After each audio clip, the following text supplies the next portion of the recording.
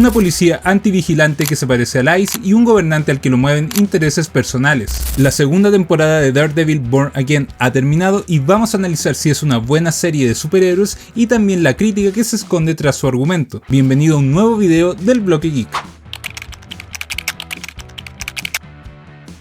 La primera temporada de la serie fue un menjunje extraño. Recordemos que estuvo a cargo de dos equipos creativos. El primero quería un drama legal de 18 episodios, funcionando como un soft reboot para el personaje y también adecuándose más al estilo de las otras producciones de Marvel. Afortunadamente para nosotros, llegó la huelga de guionistas y este equipo fue despedido. De esa forma entró un segundo grupo de creativos que se encargó de rehacer todo. Redujeron la cantidad de episodios a 9 y trataron de utilizar lo más posible lo que ya estaba grabado por temas de presupuesto, tratando de instalarse como una continuación de la serie de Netflix. Es por esta razón que la temporada 1 es tan extraña. Los mejores de esta son el primero y los dos últimos, sintiéndose los del medio como una baja de calidad respecto a lo que nos tiene acostumbrado el personaje. No obstante, llegó la temporada 2. Aquí se mantuvo al equipo creativo que terminó de trabajar en la primera y eso se nota, puesto que se siente como una obra uniforme de principio a fin. Te puede gustar o no, pero es innegable que se nota que hay una idea artística y argumental a lo largo de toda la temporada. En este sentido, los 3 primeros episodios son como una especie de introducción para ver cuáles son las tramas, el arco argumental de los personajes y también el ambiente que se siente en la ciudad de Nueva York.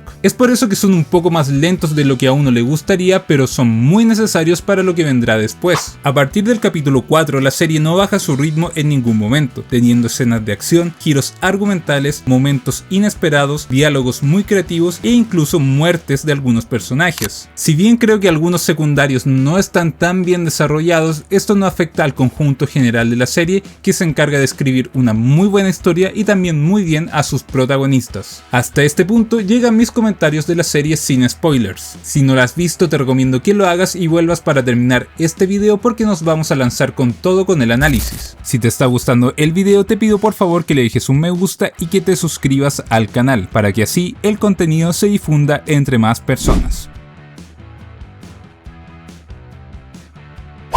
En una entrevista para Entertainment Weekly, los creadores de la serie, específicamente el showrunner Darío Scardapane y la productora ejecutiva Sana Amanat, reconocieron las similitudes entre Trump y Fisk. Ellos afirman que si bien no escribieron la historia o al antagonista para parecerse a Trump, sí se basaron en otros pasajes similares de la historia universal y que por lo tanto los conceptos se repiten. Haya sido intencional o no, no se puede desconocer que los paralelismos son claros. El ascenso al poder de Fisk y su gobierno en la ciudad de Nueva York se basan en el miedo y en la banalización del concepto de seguridad, usado comúnmente para recibir el respaldo de la ciudadanía. Esta estrategia es usada a lo largo del mundo por los gobiernos de ultraderecha para ganar elecciones, cosa que ha pasado en Chile, Argentina, Ecuador, El Salvador, Estados Unidos y muchos otros países. Esto suele desembocar en un fortalecimiento de la policía a base de facultades y poderes especiales que atentan contra los derechos humanos. A mi parecer, los dos casos más representativos de esto son el de El Salvador y el de Estados Unidos. Según cifras de la organización Human Rights Watch, el gobierno autoritario de Nayib Bukele ha detenido a más de 90.000 personas, dentro de las que se incluyen 3.000 niños, amparándose en el estado de emergencia. De hecho, el mismo medio dice, y cito textual, muchos detenidos no tienen vínculos aparentes con la violencia relacionada con pandillas. Las detenciones a menudo parecen basarse en la apariencia de los detenidos, tatuajes de cualquier tipo, llamadas sin corroborar, denuncias falsas y presiones para cumplir con cuotas de arrestos. El ICE en Estados Unidos tiene un modus operandi similar. Desde enero de 2025 a enero de 2026 han detenido a 400.000 inmigrantes dentro del territorio, pero 344.000 de ellos no tenían ninguna clase de antecedentes violentos, según informó el Departamento de Seguridad Nacional en un reporte dado a conocer por la cadena CBS. La similitud es clara. La policía antivigilante de Fisk hace lo mismo que los ejemplos que acabo de dar. En la serie, esta policía no solo arrestaba a los vigilantes, sino a cualquier persona que estuviera en contra de ellos y en contra del alcalde,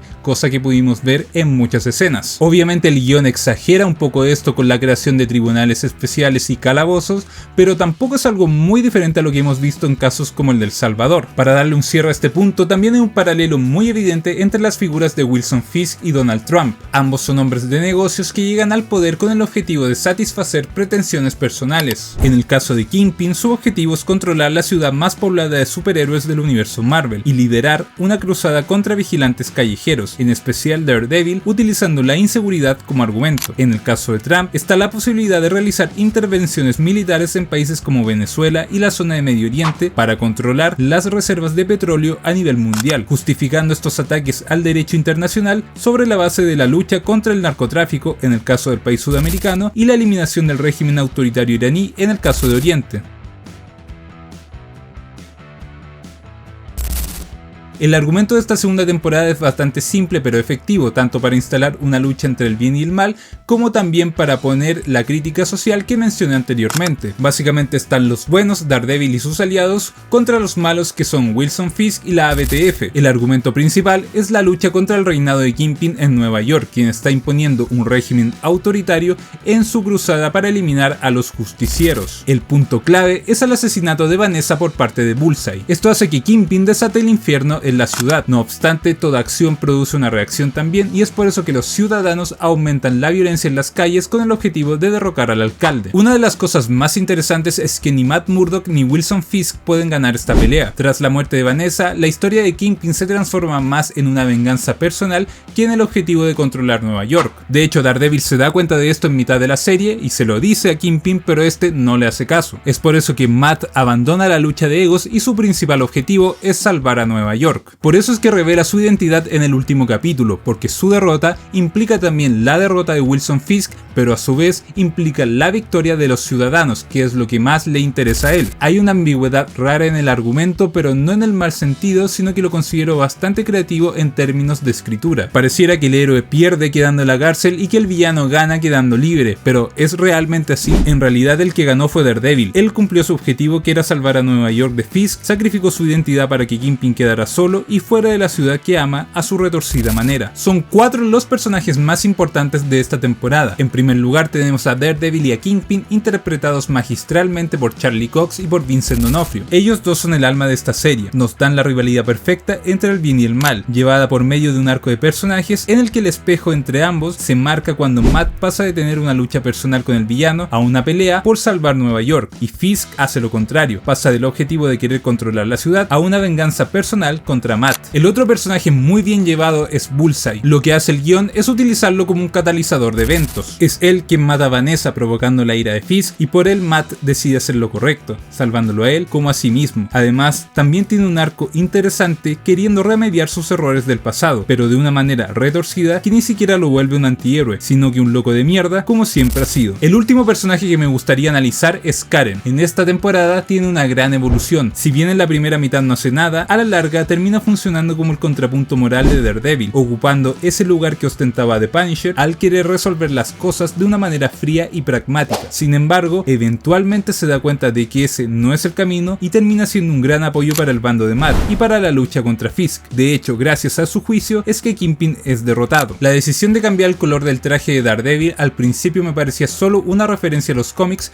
pero a la larga creo que es una decisión artística. El propósito es remarcar la dualidad que tienen entre ellos los protagonistas, así como la historia, en base a algo tan simple como el color. Fisk se cree el héroe de la ciudad y por eso viste de blanco. Daredevil es tachado como el villano y por lo tanto el color de su traje es negro. Todos sabemos que esto no es así y por lo tanto podría quedar como algo irónico, pero creo que hay un trasfondo más allá detrás de esto. Kingpin realmente cree que está haciendo lo correcto y por eso viste de blanco. En cambio, Matt sabe que sus métodos no son los mejores y por lo tanto, llevando la culpa católica de por medio, tiene un traje negro. Por eso el uso del rojo también es tan importante. El rojo en la ropa de Fisk se da por la sangre de sus víctimas, representando una transgresión a la naturaleza, una liberación de su rabia y la revelación de quién es realmente. En el caso de Matt, el rojo comienza a aparecer cuando se destiñe la pintura negra, mostrando una evolución, dándose cuenta de que realmente es un héroe y, más importante aún, un símbolo para Nueva York. Otras cosas técnicas destacadas son la fotografía y la ambientación, mostrando esa atmósfera convulsionada que necesita una ciudad que está a punto de estallar. Además, podemos mencionar la clara mejora que hubo en escenas de acción y efectos especiales, que no distraen al espectador y permiten darle una calidad a la serie que se agradece. Mención especial al capítulo de los flashbacks, en donde todo está grabado al estilo de la serie de Netflix. Creo que el único error que comete la serie es centrarse mucho por momentos en personajes que no aportan nada a la trama principal. Me refiero a Daniel Blake, Bibi Urich, los agentes Powell y North, Buck y Heather Glenn. Si bien todos tienen ciertos momentos que se podrían considerar como importantes,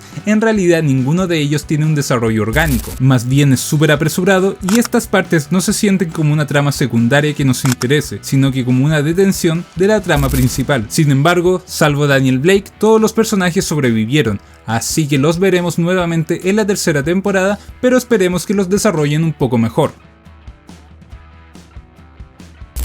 A algunos no les gustará esta opinión, pero creo que la segunda temporada de Daredevil Born Again es una gran heredera de la serie de Netflix. Mejora absolutamente todos los aspectos de la primera temporada, desde el argumento, pasando por el desarrollo de los personajes hasta los aspectos técnicos. Incluso marca de manera más fuerte la crítica al gobierno de Trump, que pese a que sus creadores y protagonistas digan que es accidental, los paralelismos son evidentes. Veremos qué nos depara la tercera temporada, que se estrena en 2027 teniendo una alta valla que superar. Esperemos que no se centre tanto en los cameos ni en las referencias al universo Marvel y se dedique a contar una buena historia, así como lo hizo esta entrega. Gracias por haber llegado hasta el final del video. Te pido por favor que me dejes un me gusta, que actives las notificaciones y que te suscribas al canal para que este proyecto siga creciendo. Nos vemos en un próximo video.